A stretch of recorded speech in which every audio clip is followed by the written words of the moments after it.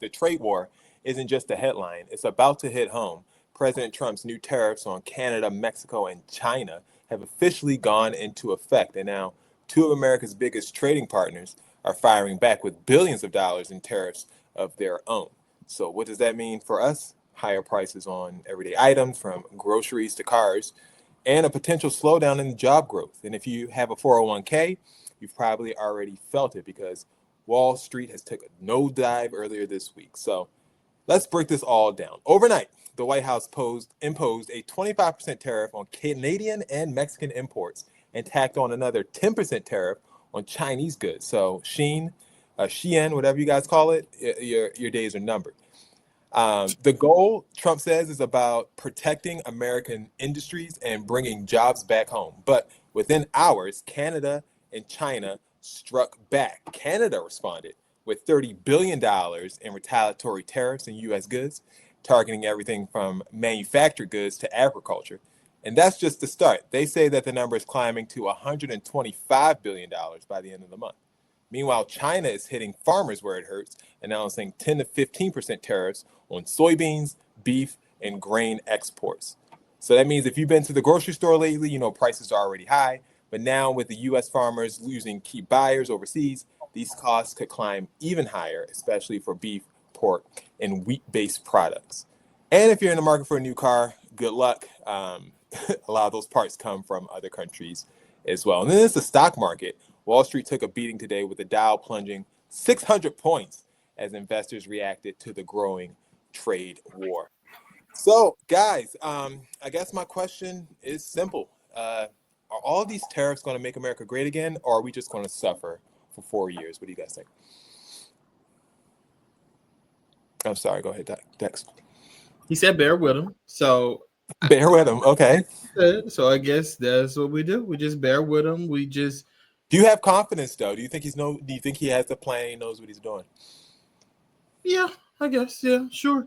I mean, what choice do I have? Like, I don't. I mean, when you were talking, I was like, I guess I'll just eat Taco Bell because that'll be okay. I don't think they'll be affected by this. What do you mean they won't be affected? Mexico's getting tariffs.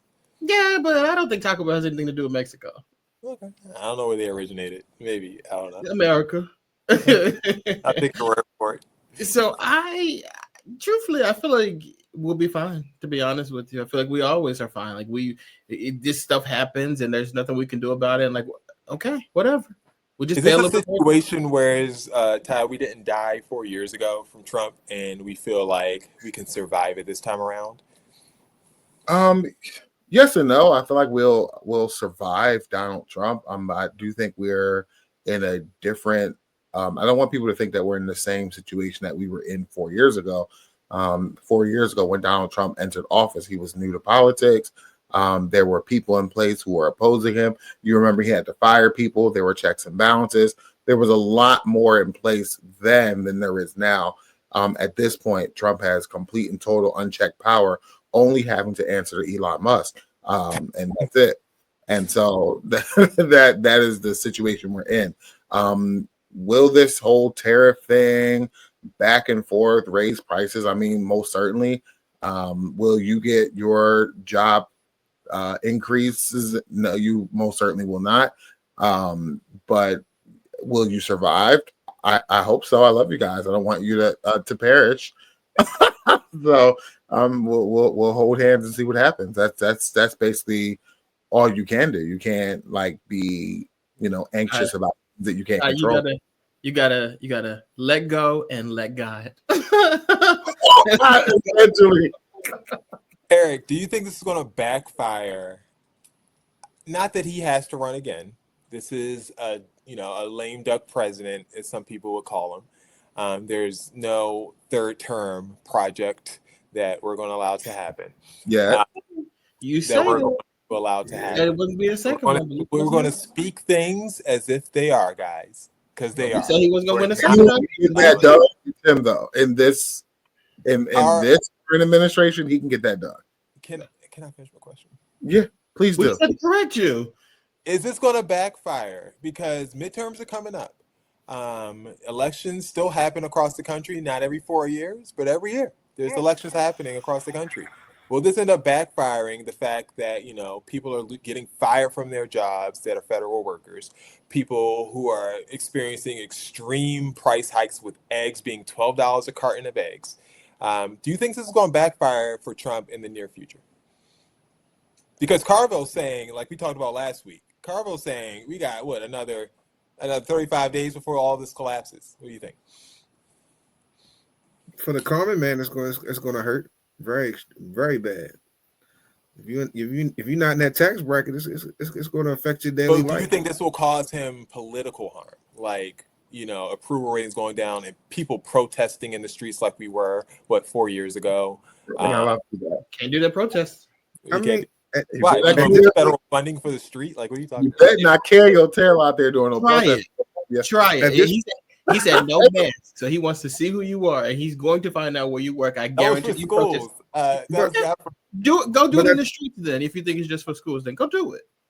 But at this point, does he really care about the approval rating? I mean, he's on his last 4 years, so he doesn't really care.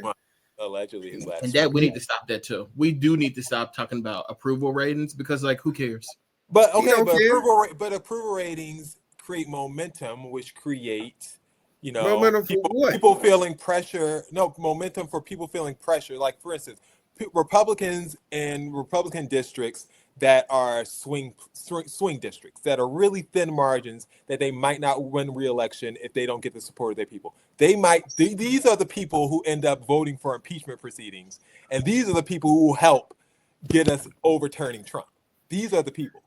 Jason, I don't believe in that stuff anymore. I think I used to be you. I used to believe in. You don't have hope. I don't believe in polls. I don't believe in these things anymore. I think people ask questions and people tell them exactly what they think they want to hear, and then they go.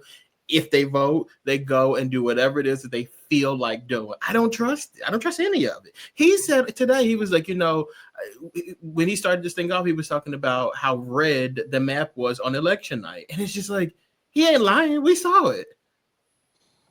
Yeah, we saw it. But, he's had a horrific start. Like, he's firing federal workers left and right. Even people who what you told you he was going to do. That's not going to have any consequence. No. He's firing the people who voted for him. No. Yeah, it feels very chaotic. To be honest with you, if you look at his supporters, they're either quiet or supporting them, but no one's opposing him. They still on his side. The Republican Party is still going to toe the company line. They're not going to go against him. But the voters. But the voters have their representatives standing up right now, jumping up and clapping anytime he says something. So these same representatives are pushing him to these people. Everybody don't got the common sense. You have common sense. You think everybody has common sense. If everybody had common sense, Hillary Clinton would have won, but she didn't. I've had this conversation with you before when you were like, "There's no way Donald Trump's getting back in office." And I'm like, "Where do you think you are?"